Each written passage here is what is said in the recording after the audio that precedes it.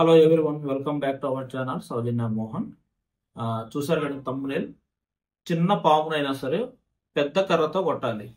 మన పెద్దలు ఊరికే చెప్పారా ఏ విషయాలైనా సరే ఇలాంటివి? ఒక చిన్న పాము మన ఇంట్లోకి వచ్చినా సరే, మన కంటికి కనపడ్డా సరే, మన పెద్దలు ఏం చేసేవాళ్ళు? ఒక పెద్ద కర్ర తీసుకొని కొట్టండి రా అని చెప్పేవాళ్ళు. సో ఈరోజు సమాజంలో చూస్తున్న పరిస్థితులు, వింటున్న వార్తలు అలాగే ఉన్నాయి. కొంతమంది కేటుగాలు ఎస్పెషల్లీ నమ్మకం అనే ఆయుధాన్ని పెట్టుబడిగా పెట్టి మహానగరంలో రోజు రోజుకు మోసాలు పెరిగిపోతూ ఉన్నాయి.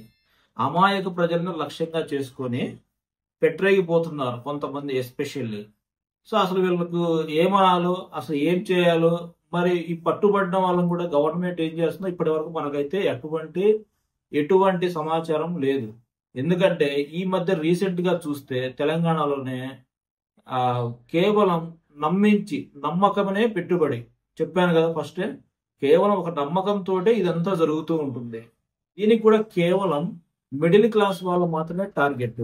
ఇక్కడ మీరు కనుక చూసుకుంటే మనకు మా కంపెనీలో పెట్టుబడి పెడితే లక్షలు వస్తాయని, లక్షలు పెడితే కోట్లు వస్తాయంటూ ఒక కంపెనీ రీసెంట్ గా వెల్ విజన్ కంపెనీ, కుకట్పల్లిలోనే ఉంటుంది ఇది, వెల్ విజన్ కంపెనీ బోర్డు తిప్పేసింది. ఈ రీసెంట్ గా చూస్తే ఈ మధ్య కాలంలో చాలా వరకు ఏపీలో కానీ తెలంగాణలో కానివ్వండి, యాదగిరిగుట్టలో ఒక ఇష్యూ జరిగింది, ఆల్రెడీ వీడియో తీశాను.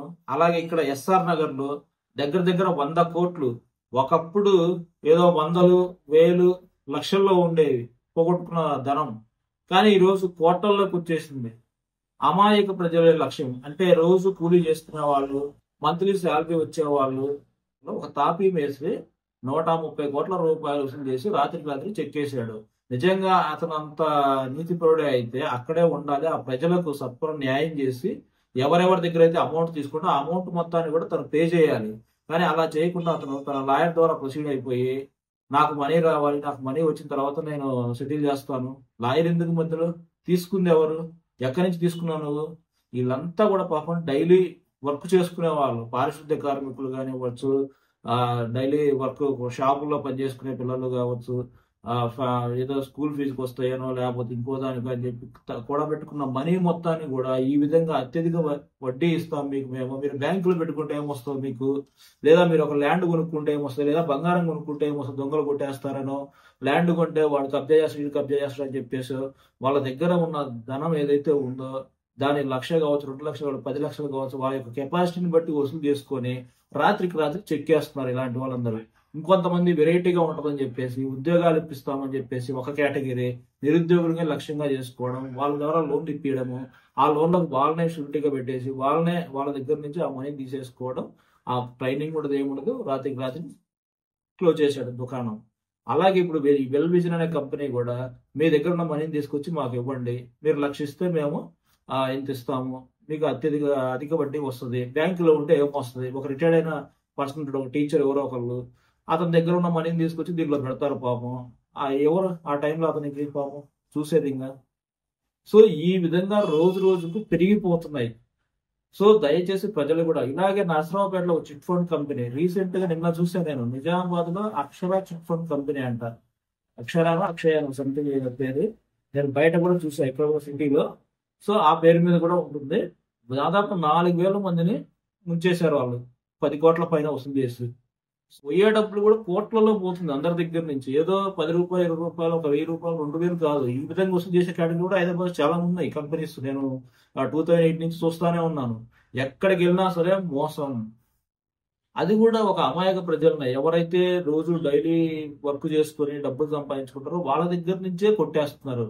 లో క్లాస్ వాళ్ళని కొట్టారు, వాళ్ళ దగ్గర మనీ ఉండదని చెప్పేసి హై క్లాస్ వాళ్ళని ఏం టచ్ చేయరు, ఎందుకంటే వాళ్ళు ఎక్కడెక్కడ ఇన్వెస్ట్మెంట్ చేసుకుంటారు కాబట్టి. కానీ ఈ మిడిల్లో ఉన్నటువంటి మిడిల్ క్లాస్ ఏదైతే ఉందో, ఈ మిడిల్ క్లాస్ కి ఏంటంటే సరైన అవగాహన అనేది ఉండదు. మన యొక్క మనీ మనం ఎక్కడ ఇన్వెస్ట్మెంట్ చేసుకోవాలి, ఎవరి చేతిలో పోయాలి, ఎక్కడ పెడితే మన మనీ డబల్ అవుతుంది, ఇట్లాగా. సో ఇది తెలియకపోవడం వల్ల, మనకి గైడెన్స్ లేకపోవడం వల్ల ఏం జరుగుతుందంటే ముఖ్యంగా కేటుగాలు కాసుకొని ఉంటున్నారు. కూడా ఎవరిని అంటే టార్గెట్ చేస్తుంది వీళ్ళు, ముఖ్యంగా బంధుగణాన్ని, స్నేహితులను, నైబర్స్ ను, వీళ్ళనే. ఎందుకంటే బంధువులు తొందరగా యాక్షన్ తీసుకోలేరు, స్నేహితులు కూడా తొందరగా యాక్షన్ తీసుకోలేరు. సో ఈ రెండు వాళ్ళకి కలిసి వస్తున్న ఫ్యాక్టర్స్. సో ఈ విధంగా చేసి పోలీస్ స్టేషన్కి వెళ్తే వాళ్ళు మరి ఎంతవరకు న్యాయం చేస్తున్నారు ఇక్కడ? ఒకవేళ పట్టుకున్నా కూడా వాళ్ళు డబ్బులు పెట్టో లేకపోతే ఇంకొక విధంగా పలుకుబడి ఉపయోగించో బయటకు వచ్చేస్తారు. అంతే, ఇంకేం చేసేదేముంది? బెయిల్ తెచ్చుకుంటారు, ఒక్కసారి బయట దర్జాగా తిరుగుతారు. ఆల్రెడీ నేను ఐపీ పెట్టేశాను అంటాడు, ఇంకొక ఊరు వెళ్తాడు, మళ్ళీ ఆ ఊర్లో కొత్త దుకాణం స్టార్ట్ చేస్తాడు, మళ్ళీ అక్కడ వాళ్ళని మోసం చేస్తాడు. ఇది ఒక చైన్ రిపీటెడ్ లాగా ఉంది. ఎందుకంటే మనం సంపాదించడం, మనం ఖర్చు పెట్టుకోలేక వాడికి ఇవ్వడం, అట్లా ఉంది. సో నేను ఇక్కడ ఒక పాయింట్ చెప్పదలుచుకున్నాను ఎవరికైనా సరే, మిడిల్ క్లాస్ పీపుల్స్ కు. నేను ఎన్నో ఇంటర్వ్యూస్ కూడా చూశాను, మన రియల్ ఎస్టేట్ గురించి కానివ్వండి, బంగారం గురించి కానివ్వండి, తర్వాత వచ్చేసరికి షేర్ మార్కెట్ లో పెట్టండి అని చెప్పేసి ఇట్లా చాలా మంది చాలా రకాలుగా చెప్తారు. ఒకటి, మీకు పూర్తిగా అవగాహన ఉంటేనే మీరు షేర్ మార్కెట్ లో మీ మనీని ఇన్వెస్ట్మెంట్ చేయండి. ఎందుకంటే షేర్ మార్కెట్ అనేది అప్ అండ్ డౌన్స్, ఎప్పుడు ఎలా ఉంటుందో చెప్పలేము, ఎవరు కూడా చెప్పలేరు దీనికి. ఈ రోజు నువ్వు 100 రూపాయలు ఇన్వెస్ట్మెంట్ చేసావంటే అది రేపు 50 అవ్వచ్చు, 150 అవ్వచ్చు, ఎల్లుండి అసలు 0 అవ్వచ్చు. సో ఈ రోజు ఆ విధంగా ఉంది షేర్ మార్కెట్ యొక్క పరిస్థితి. ఎప్పుడు పెరుగుద్దో, ఎప్పుడు డౌన్ అయ్యిద్దో, ఎప్పుడు ఎలా ఉంటుందో. ఇంకా బంగారం గురించి చెప్పాల్సిన అవసరం లేదు. జస్ట్ 3 మంత్స్ బ్యాక్ 60 వేలు ఉన్న బంగారం ఈరోజు 80 వేలకు వచ్చేసింది. అంటే ఎప్పుడు ఎలా పెరుగుతుందో కూడా తెలియదు. సో మనకు ఉన్నది అంటే రియల్ ఎస్టేట్ మీరు ఒక మంచి ఏజెంట్, మంచి కంపెనీని కానీ మంచి ఇన్వెస్ట్మెంట్ ప్లేస్ సెలెక్ట్ చేసుకొని, ఆ సెలెక్ట్ చేసుకున్నది కూడా మీరు ఒకటికి 2 సార్లు వెరిఫై చేసుకొని, అప్రూవల్స్ ఉన్నాయా, రేర్ అప్రూవల్స్ ఉందా కంపెనీకి, ఆ స్థలానికి అప్రూవల్స్ ఉన్నాయా, తర్వాత అది హెచ్ఎండిఏ పరిధిలోకి వస్తుందా, డిటిసిపినా, తర్వాత ఇలాంటివన్నీ కూడా అది మొడా కిందకి వస్తుందా, ఇప్పుడు సరౌండింగ్స్ ఉంటాయి ఇప్పుడు మొత్తం కూడా మనకు. సో ఇలా ఎక్కడెక్కడ ఉన్నాయి, ఏమేమి ఉన్నాయి, ఇట్లా మొత్తం కూడా వెరిఫై చేసుకోండి. ఒకసారి వెరిఫై చేసుకొని మీ దగ్గర ఉన్న అమౌంట్కు మీరు ఇంకొంచెం అప్పు చేసైనా సరే ఒక్క ఫ్లాట్ కొనుక్కొని మీరు అది కనుక మంచి వెంచర్లో కొనిపెట్టుకుంటే అది రేపు పొద్దున మీ పిల్లల భవిష్యత్తుకు కావచ్చు, మీ పిల్లల హైయర్ స్టడీస్కి కావచ్చు, లేదా మనకేదైనా అనారోగ్య సమస్యలు ఉన్నా సరే వెంటనే మనం ఆ స్థలాన్ని అదే రేటుకైనా అమ్ముకోవచ్చు. ఎలాగూ రేటు పెరుగుద్ది. హైదరాబాద్ సరౌండింగ్ మొత్తం ఎప్పుడు పెరిగేదే, హైదరాబాద్ సరౌండింగ్ ఎప్పుడు కూడా తగ్గదు. సో అది ఒక్కసారి ఆలోచన చేసుకోండి. ఎందుకంటే మన ఊర్లలో మనం కొనుక్కుంటే రేట్లు పెరగచ్చు, పెరగకపోవచ్చు, ఇంకా తగ్గచ్చు కూడా. సో తగ్గినా కూడా మనకు ఆ ల్యాండ్ అనేది అలాగే ఉంటుంది, మనం ఎక్కడ మోసపోము. ఎందుకంటే ఈ రోజు ల్యాండ్ వాల్యూ తగ్గచ్చు, కానీ ఒక 10 years తర్వాత ల్యాండ్ వాల్యూ ఆటోమేటిక్గా పెరుగుద్ది. అదే మన పిల్లలకు వచ్చేసరికి అది ఇంకా బాగా డెవలప్మెంట్ అయింది. ఎందుకంటే సిటీ అన్నది రోజు రోజు ఎక్స్పాండ్ అవ్వాల్సిందేను, మన విలేజెస్ కూడా పెరగాల్సిందే. సో నేను చెప్పేది ఒకటే, మీరు ఎక్కడైనా సరే మీ డబ్బులు ఇలాంటి ఎదవల చేతుల్లో పోయకుండా, ఇలాంటి ఎదవాళ్ళ దగ్గర నమ్మి మోసపోకుండా మీ దగ్గర ఉన్న మనీని ఇన్వెస్ట్మెంట్ చేసుకోండి. అది మీకున్న అవగాహన బట్టి మీరు గోల్డ్ లో పెట్టుకుంటారా, మీరు షేర్ మార్కెట్ బాగా తెలుసు నాకు, షేర్ మార్కెట్ అతలాకుతలమైన నేను తట్టుకోగలను అనుకుంటే షేర్ మార్కెట్ లో పెట్టుకుంటారా, లేదు ఎఫ్డి చేసుకుంటారా, అసలు ఇంకా హ్యాపీ. పోస్ట్ ఆఫీసులో కానీ బ్యాంకుల్లో కానీ ఇంకా వీటికన్నిటికి మించింది మీరు మీ పేరు మీద కానీ, మీ భార్య పేరు మీద, మీ పిల్లల పేరు మీద ఒక ఫ్లాట్ తీసుకుంటే రేపు పొద్దున మీరు ఒక 10 years 15 years తర్వాత అయినా సరే మీరు అక్కడికి వెళ్ళి ఇల్లు కట్టుకొని కూడా ఉండొచ్చు. మనం కనీసం ఒక 3-4 నెలలకు ఒకసారి వెళ్ళి మన ల్యాండ్ ఎలా ఉంది, ఏంటి, దాని పొజిషన్ ఏంటి అనేది మనం ఎంక్వైరీ చేసుకుంటూ కనుక ఉంటే బాగుంటుంది.